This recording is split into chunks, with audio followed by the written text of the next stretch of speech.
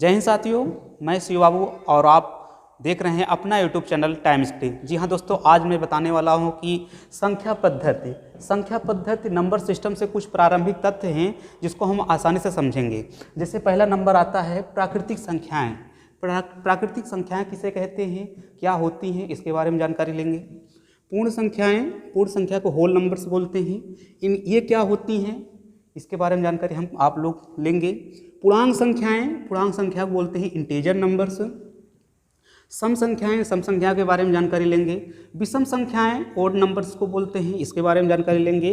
भाज्य संख्याएं composite number, इसको आप जानकारी लेंगे। अभाज्य संख्याएं क्या होती हैं, प्राइम नंबर्स को बोलते हैं। तो इन्हें क्या होती हैं, सहभाज्य, इसको भी हम आसानी से समझेंगे।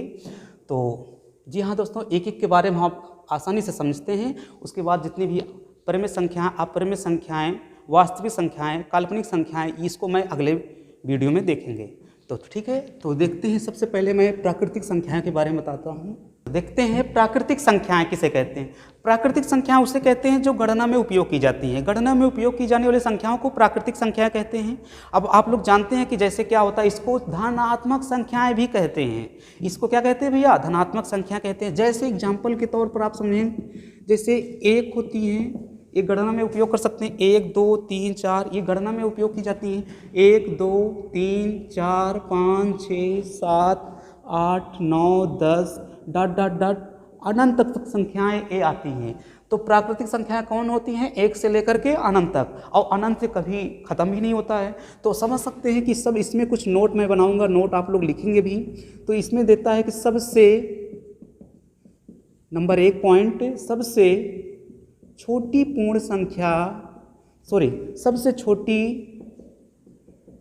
प्राकृतिक संख्या क्या होती है। तो आप जानते हैं सबसे छोटी प्राकृतिक संख्या 1 होती है। तो सबसे छोटी प्राकृतिक संख्या भैया 1 होती है। क्या होती है भैया, 1 होती है। दूसरे पॉइंट में सबसे बड़ी प्राकृतिक संख्या प्राप्त नहीं कर सकते हैं, सबसे बड़ी प्राकृतिक संख्या प्राप्त नहीं कर सकते हैं। आप बताएंगे सबसे बड़ी प्राकृतिक संख्या प्राप्त ही नहीं कर सकते हैं। तीसरी बात, क्या रूट वाली संख्याएं प्राकृतिक संख्या होती हैं? जी नहीं, रूट वाली संख्याएं प्राकृतिक संख्या नहीं होती हैं। रूट वाली संख्याएं प्राकृतिक संख्या नहीं होती हैं, ये सब प्राकृतिक संख्या नहीं है। चौथी बात, आप लोग जानते हैं क्या भिन्न संख्याएं प्राकृतिक संख्या होती हैं? वो भी नहीं होती है। तो 2/3 लिखा है, 5/3 लिखा है, जितनी भी संख्याएं होती हैं ये प्राकृतिक संख्या नहीं होती हैं। और मैं पांचवी चीज़ आपको बता देता हूं कि शून्य संख्याएं सबसे ज़्यादा इंपॉर्टेंट है। क्वेश्चन भी बनता है कि क्या शून्य संख्याएं प्राकृतिक संख्या होती हैं, तो आप लोग बताएंगे नहीं होती हैं। तो शून्य संख्याएं भी प्राकृतिक संख्या नहीं होती है। ठीक है ना। तो आप लोग आसानी से इसको समझ सकते हैं कि इसमें प्राकृतिक संख्या किसे कहते हैं। तो 1 से लेकर के अनंत तक, इसको धनात्मक संख्याएं भी कह सकते हैं। तो धनात्मक संख्याएं पॉजिटिव नंबर जिसको बोलते हैं, आप जानते हैं कि 1 2 3 ये सब प्लस में चिन्ह होती हैं। तो जितनी भी होती हैं, ठीक है ना, नोट कर लीजिए। एक बार इसको देख लेते हैं। चले इंग्लिश में। तो होल नंबर्स क्या होते हैं एग्जाम्पल के लिए, तो जो शून्य संख्याओं के समूह में, परिभाषा सुनिए आप लोग, शून्य संख्याओं के समूह में प्राकृतिक संख्याओं को शामिल कर दिया जाए तो उसे हम पूर्ण संख्या कहते हैं। शून्य संख्याओं के समूह में प्राकृतिक संख्याओं को शामिल कर दिया जाए तो उसे हम क्या कहते हैं भैया, पूर्ण संख्या कहते हैं। एग्जाम्पल के तौर पर जैसे 0 इसमें आ जाता है। फिर जितनी भी प्राकृतिक संख्याएं होती हैं उस सभी को सम्मिलित कर दो इसमें, 1 2 3 4 5 6 ... इन्फिनेटिव तक। ठीक है ना। तो आपको मैं नोट लिखवा रहा हूँ। नोट में आप सब जानते हैं कि सबसे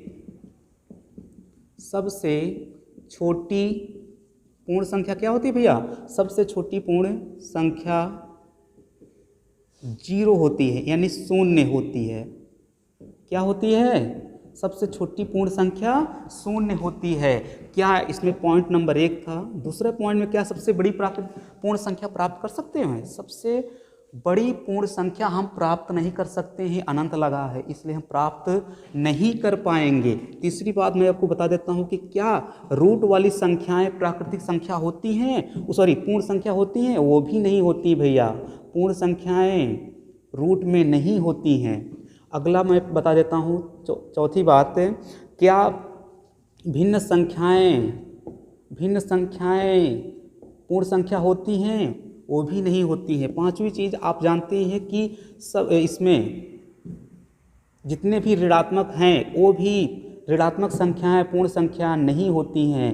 ये भी जान लीजिएगा, ऋणात्मक संख्याएं पूर्ण संख्या नहीं होती हैं। ऋणात्मक संख्याएं न तो प्राकृतिक संख्या होती हैं न तो पूर्ण संख्या होती हैं। ठीक है, इसको आप लोग इतना जानकारी ले लीजिए और नोट करिए इसको आसान। तीसरी बात, पूर्णांक संख्याएं। पूर्णांक संख्याएं क्या होती है भैया? Integer number. इसमें पूर्णांक संख्याएं आप जानते हैं कि पूर्णांक संख्याएं ऋणात्मक संख्याएं प्राकृतिक संख्याओं के समूह में शून्य संख्याओं को भी शामिल कर दिया जाए तो जो नया समूह बनता है उसे हम क्या कहते हैं? पूर्णांक संख्या कहते हैं। इसमें न तो करणीय संख्याएं आती हैं न तो भिन्न संख्याएं आती हैं पूर्णांक में। जैसे एग्जाम्पल के तौर पर आप देखते हैं -1, -2, -3, -4, और इसमें शून्य भी आती हैं। 1, 2, 3, 4 ... ये अनंत तक इधर होती हैं और इधर भी होती हैं। ठीक है ना। जैसे मैं इसको संख्या रेखा पे प्रदर्शित कर रहा हूँ, संख्या रेखा पे प्रदर्शित करेंगे तो क्या होगा? देखो यहाँ पर इधर होता है माइनस, ठीक है, और इधर होता है भैया प्लस इन्फिनेटिव तक। ये बीच में अगर हम लगा देते हैं 0, इधर होता है 1, 2, 3, 4, 5, 6, इधर -1, -2, -3, -4 बढ़ता ही जाएगा इधर। तो ये जितनी भी संख्याएं होती हैं संख्या रेखा पर प्रदर्शित करते हैं वो सब पूर्णांक संख्याएं होती हैं, पूर्णांक संख्याएं ही होती हैं। अब इसमें नोट में बनाऊंगा, नोट आप लोग लिखेंगे भी। क्या ये करणीय संख्याएं यानी कि रूट वाली संख्याएं पूर्णांक संख्या होती हैं? तो आप बताएंगे नहीं। जैसे √3, √2, √5, 3√2, ये सब पूर्णांक संख्याएं नहीं होती हैं, पहला पॉइंट में। दूसरे पॉइंट में आप जानते हैं कि भिन्न संख्याएं क्या पूर्णांक संख्याएं होती हैं? वो भी नहीं होती हैं। 3/5, 2/5, ये भी पूर्णांक संख्याएं नहीं होती। आप लोग इसको लिख सकते हैं। और तीसरी बात मैं बता देता हूँ कि क्या सबसे छोटी पूर्णांक संख्याएं होती हैं? नहीं होती हैं। सबसे छोटी पूर्णांक संख्याएं नहीं होती हैं, ना तो सबसे बड़ी पूर्णांक संख्या प्राप्त कर सकते हैं। इन्फिनेटिव तक इधर जाएगा, यहाँ पर माइनस, क्योंकि 0 जो है बड़ा है -1 से, -1 बड़ा है -2 से, -2 बड़ा है -3 से, इधर ऐसे ही बढ़ता जाएगा। तो जितनी भी संख्या जाएंगी वो छोटी होती रहेंगी और इधर जितनी भी संख्याएं जाएंगी वो सब बड़ी संख्याएं होती रहेंगी। ठीक है ना। इसको आप लोग नोट कर लीजिए। फिर आगे संख्याएं, सम संख्या भैया जो 2 से विभाजित हो जाएं उन्हें हम सम संख्या कहते हैं। जो संख्याएं 2 से विभाजित हो जाएं उन्हें हम क्या कहते हैं? सम संख्या कहते हैं। जैसे आप लोग देख सकते हैं कि 2, 4, 6, 8, 10 जितनी भी संख्याएं होंगी सब 2 से विभाजित होंगी। जितनी भी संख्या होंगी सब 2 से विभाजित होंगी, तो उन्हीं को हम कहते हैं सम संख्याएं। ठीक है ना। इसको आप लोग नोट कर लीजिए। चले, विषम संख्या क्या होती हैं? विषम संख्याएं, तो विषम संख्याएं जो 2 से विभाजित ना हो उन्हें हम विषम संख्या कहते हैं। जो संख्याएं 2 से विभाजित ना हो उन्हें हम क्या कहते हैं? विषम संख्या कहते हैं। एग्जाम्पल के लिए आप लोग देख सकते हैं 1 होगा, 2, 3 होंगे, 5, 7, 9, 11, 13, 15, 17, 19, 21 ... ऐसे बढ़ता चला जाएगा। इसको ठीक है नोट कर लीजिए अच्छे से। तो विषम संख्या जो संख्याएं 2 से विभाजित नहीं होती हैं उन्हें हम विषम संख्या कहते हैं। कोई भी संख्या जितनी भी हैं इसमें 2 से विभाजित नहीं होंगी। ठीक है ना। चलिए, भाज्य संख्याएं। भाज्य संख्याएं क्या होती हैं? तो भाज्य संख्याएं भैया सुनो परिभाषा इसका। जैसे एग्जाम्पल के लिए इनके फैक्टर 1 से अधिक हो तो 1 4 हो गया, 6 हो गया। देखिए 1 से फैक्टर है, 1 से डिवाइड होगा और 2 से भी डिवाइड होगा, और ये किससे होगा डिवाइड? 4 से स्वयं होगा। 1 के अलावा किसी अन्य संख्या से विभाजित हो जाए उसी को हम बोलते हैं भाज्य संख्याएं। अगला मैं बता देता हूँ, इसमें 9 भी डिवाइड हो जाएगा, 8 भी रहेगा, और इसमें 10 रहेगा, 12 भी रहेगा, 14, ये 15 भी रहेगा, ऐसे बढ़ता ही चला जाएगा। ठीक है ना। भाज्य संख्या जिसके फैक्टर 1 से अधिक हों, इसमें देखो आसानी से 1 भी डिवाइड होगा, ये होगा 2 से भी डिवाइड हो जाएगा, 3 से डिवाइड होगा और स्वयं 6 से डिवाइड होगा। इससे फैक्टर काफ़ी हैं, तो 1 से अधिक जिसके फैक्टर होते हैं और डिवाइड हो जाएं उसी को बोलते हैं भाज्य संख्या है। ठीक है ना, चलिए इसको नोट कर लीजिए आप। बता देता हूँ अभाज्य संख्याएं क्या होती हैं। अभाज्य संख्याएं, तो अभाज्य संख्या की परिभाषा सुनिए। देखिए, वे संख्याएं जो एक और स्वयं के अलावा किसी अन्य संख्या से विभाजित ना हो उन्हें हम अभाज्य संख्या कहते हैं। वे संख्याएं, फिर से सुनो, वे संख्याएं जो एक और स्वयं के अलावा किसी अन्य संख्या से विभाजित ना हो उन्हें हम अभाज्य संख्या कहते हैं। जैसे देखिए एग्जाम्पल के लिए शुरुआत होती है 2 के बाद 3 आता है, 3, 5, 7, ये जो है संख्या एक और स्वयं, ये संख्या जो होती हैं एक और स्वयं के अलावा किसी संख्या से डिवाइड नहीं हो रही हैं। ये भी 3 होगा, 1 से डिवाइड होगा और स्वयं 3 से भी होगा। 7 के बाद देखिए अगर मैं 9 लिख देता हूँ तो 9 तो विषम है लेकिन ये डिवाइड हो जाएगा, 2 से भी, 1 से भी, 3 से भी और 9 स्वयं से भी।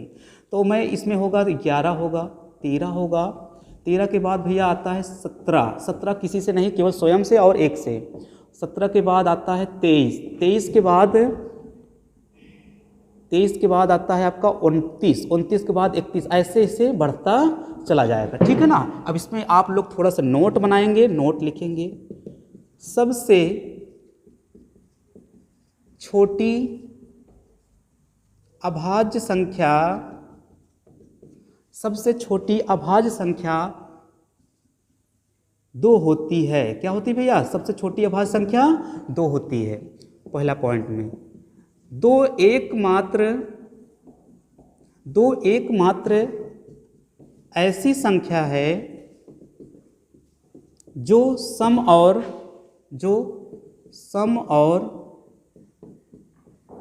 अभाज्य दोनों हैं, जो सम और अभाज्य दोनों हैं। तो इसको लिख लीजिए। अगले मैं वीडियो में आपको डालूंगा प्रमेय संख्या क्या होती हैं, अपरमेय संख्या होती हैं। ठीक है, ओके, थैंक यू दोस्तों।